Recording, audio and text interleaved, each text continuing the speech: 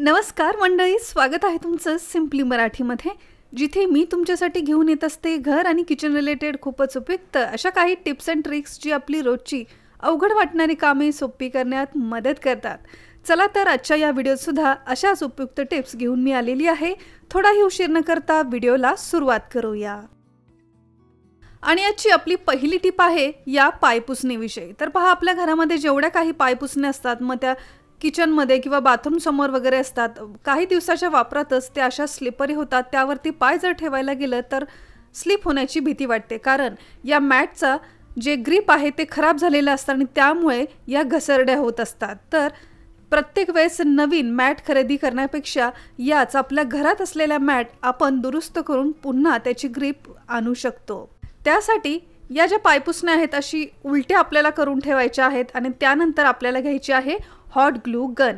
बऱ्याचशा art and craft ॲक्टिव्हिटीसाठी लागणारी ही hot glue gun सगळ्यांच्याच घरामध्ये असतेच। तर ही गरम करायची आणि त्यानंतर या पायपुसणीच्या उलट्या साईडला ही जे ग्लू आहे ते अशा झिगझॅग पॅटर्नमध्ये किंवा डिझायनर पॅटर्नमध्ये हा ग्लू आपल्याला या पायपुसणीच्या सगळ्या साईडला लावून घ्यायचा आहे।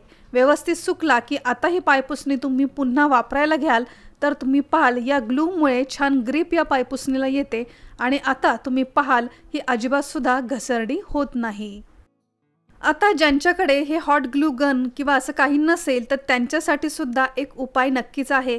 यासाठी आपल्याला घ्यायचा आहे डबल साइडेड टेप। या डबल साइडेड टेपची 4 ते 5 तुकडे असे छोटे छोटे आपल्याला कट करून घ्यायचे आहेत आणि या मॅटच्या सगळ्या साईडला ते असे चिटकून घ्यायचे आहेत आणि त्यानंतर त्याचा वरचा जो पेपर आहे तो तुम्ही काढू शकता आणि यानंतर ही पायपुसणी तुम्हाला जिथे मांडायची आहे तिथे तुम्ही असे मांडून ठेवू शकता। तर तुम्ही पाहाल डबल साइडेड टेपमुळे आता ती छान चिटकून बसेल, तरी स्लिप होणार नाही।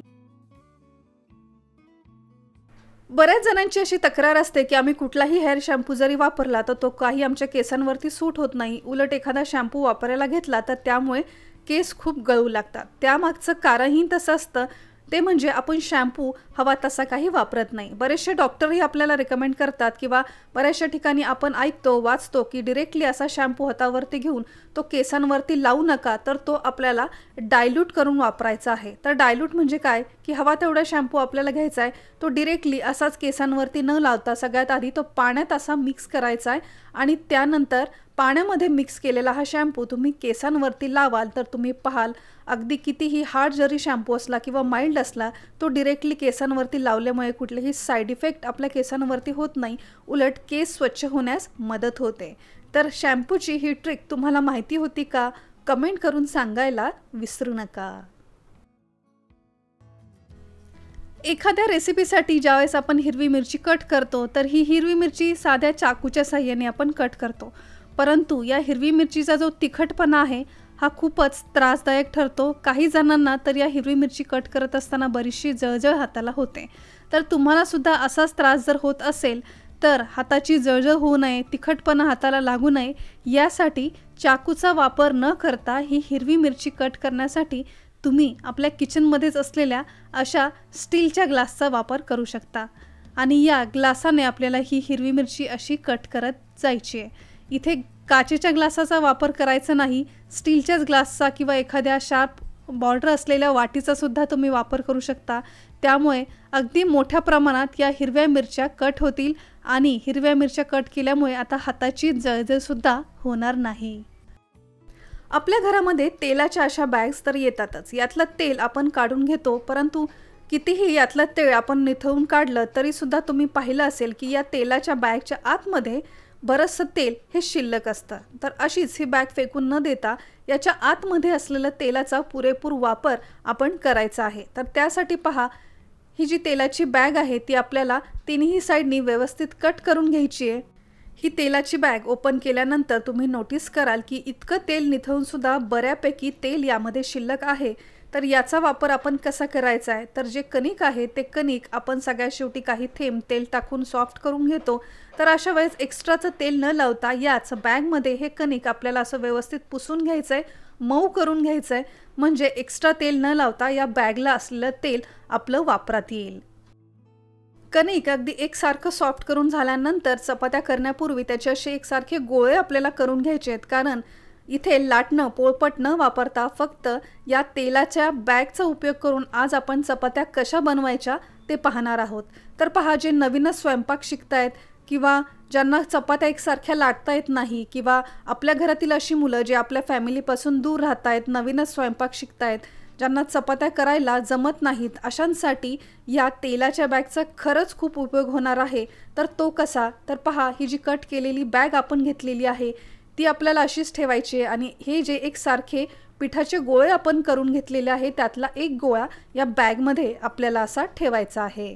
कणिक ठेवल्यानंतर ही बॅग आपण अशी बंद केली आहे आणि यानंतर एखादी प्लेट किंवा एखादं ताट आपल्याला घ्यायचं आहे। ते सगळ्यात आधी या बॅगवरती आपल्याला असं ठेवायचं आहे आणि त्यानंतर एकसारखा हात फिरवत हे जे कणिक आहे ते आपल्याला या बॅगच्या मदतीने व्यवस्थित पसरून घ्यायचं आहे। या तेलाच्या बॅगवरती आपण ही प्लेट ठेवल्यामुळे तुम्ही पाहाल जे कणिक आहे ते अगदी एकसारखं पसरलं जाईल आणि ही बॅग ओपन केल्यानंतर तुम्ही पाहाल अगदी एकसारखी आपली रोटी किंवा पोळी, पराठे किंवा पुऱ्या वगैरे तयार होतील। जर तुम्हाला अशी खूप जाडसर चपाती नको असेल तर आणखीन एकदा हे कणिक असंच या बॅगमध्ये ठेवून अजून थोडं जर पसरवलं तर हवी तशी पातळ पोळीसुद्धा याची तयार होते। तर इथे तुम्ही पाहताय फक्त एकदाच नाही तर 2-3 कणकेचे गोळे असे ठेवून आपण अगदी एकसारखी अशी ही चपाती करून घेतली आणि इथे अजिबात सुद्धा आपण लाटणं पोळपटचा वापर न करता फक्त या तेलाच्या बॅगचा वापर करून छान या चपात्या किंवा पुऱ्या तुम्ही लाटू शकता। बरेच वेळ असं होतं की आपण कुठेतरी ट्रिपला चाललेलो असतो किंवा कुठे बाहेर गावी असतो, त्यावेळेस सगळं साहित्य आपल्याकडे असेलच असं नाही। त्यावेळेस या ताटाचा किंवा अशा तेलाच्या बॅगचा वापर करून सुद्धा तुम्ही अगदी फटाफट चपात्या करू शकता। ज्यांना एकसारख्या चपात्या लाटता येत नाही, नवीनच स्वयंपाक शिकणारे आहेत, त्यांना तर ही ट्रिक खूपच उपयोगाची ठरणार आहे।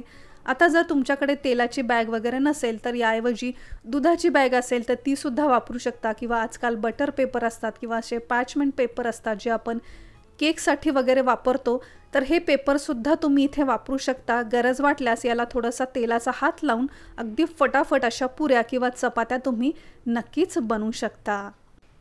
तर फ्रेंड्स, आजच्या या व्हिडिओतील या सगळ्या टिप्स तुम्हाला कशा वाटल्या आम्हाला कमेंट करून सांगायला विसरू नका।